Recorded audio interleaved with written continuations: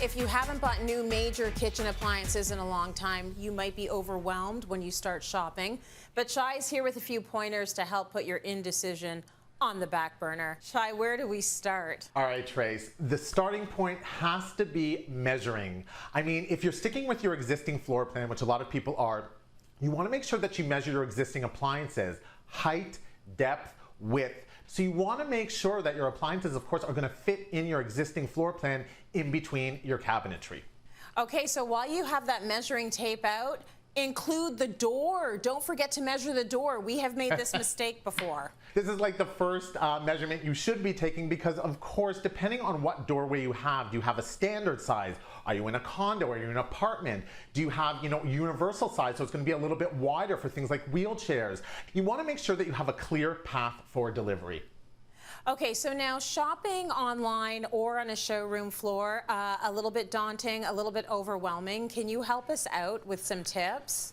The first thing you want to do is maybe look online. You can narrow down by, putting in your measurements online, and that will really help you understand what is out there for you to purchase.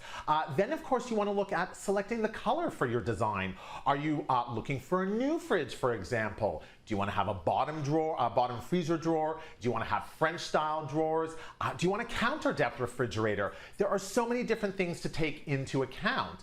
Do you want a model with an ice dispenser or a water dispenser? Should it be on the interior part of the fridge or on the door front? These are things that you need to consider because then, of course, you're going to have somebody run a water line. Now, if you're replacing a stove, for example, do you do a traditional range? So a traditional range is going to have that panel on the back that's going to have the knobs on it, or do you want to slide in? So slide in is going to be like something that you see here behind me where the knobs are actually in front. Do you want to change to induction? So induction is a big thing now. People are really liking the idea of induction because it's quicker cooking times, but that requires that you buy new pots and pans, of course, that work with induction. And let's say, for example, you are replacing your stove. Are you going from gas to electric or vice versa?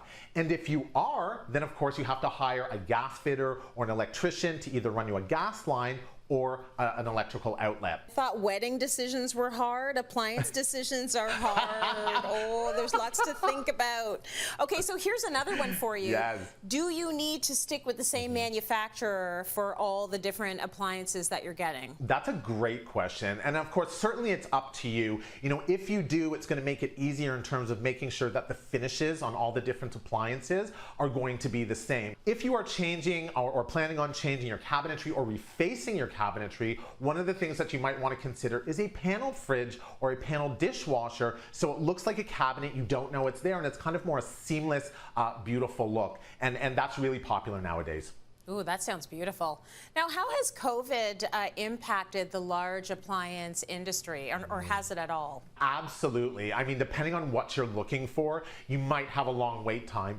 Some appliances, if they're on special order anyway, like a black finish, for example. Black finishes used to be super popular in not too long ago, maybe 10, 15 years ago. Now they're considered to be a special order. So those wait times, especially if they're coming from overseas or even, to our friends south of the border in the US, you're still going to have some of those wait times that are going to get stuck at customs. Quick little tips if you are going to transition from one fridge to another. Is there a certain way to do that food transition?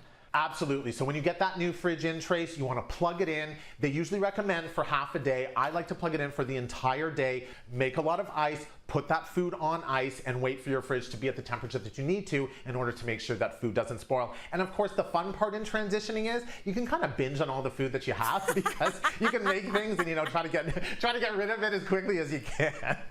It's like going away for a couple of weeks. You got to eat everything in the house because it's just going to get spoiled. Thank you, Shai. Great tips as always.